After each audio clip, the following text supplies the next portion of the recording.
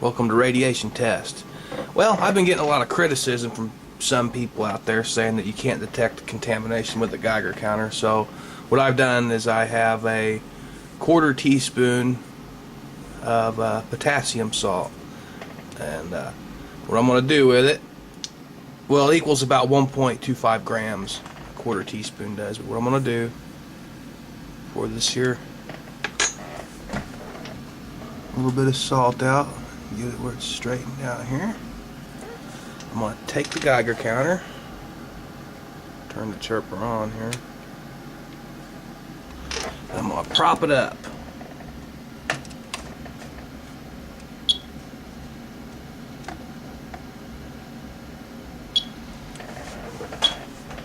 Now we're going to slide this potassium salt in there.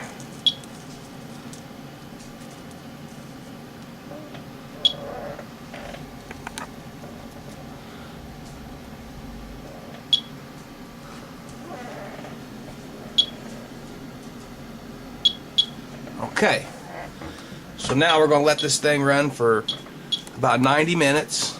As you can see, it's getting a little bit of activity on it.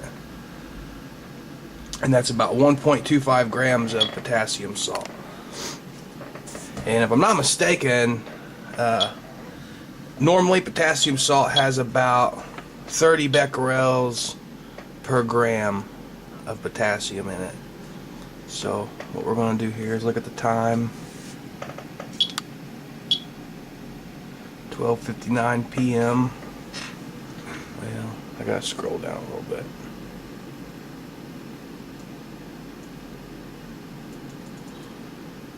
It is 1:05 p.m.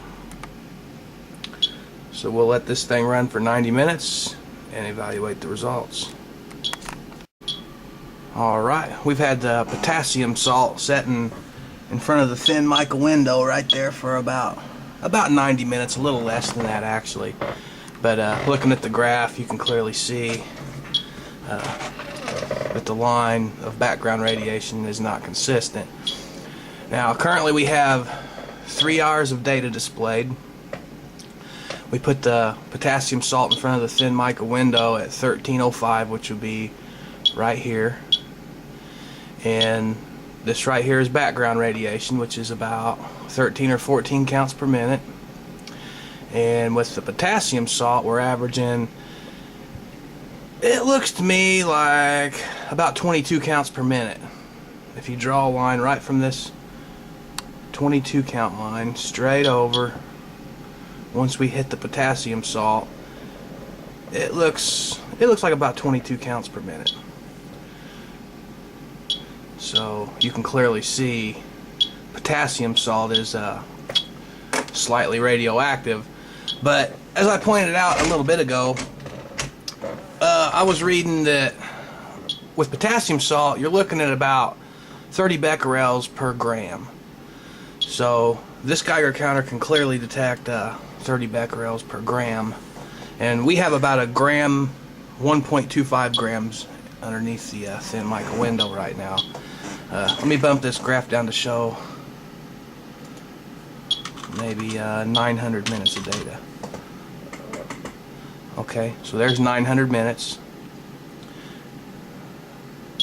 and you guys can see right there, we can clearly see it on the graph.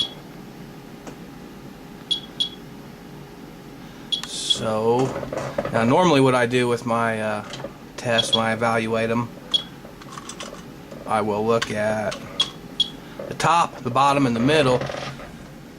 And if you look at the top on the background radiation, you know, 20 counts, we're hitting it there, there, and there.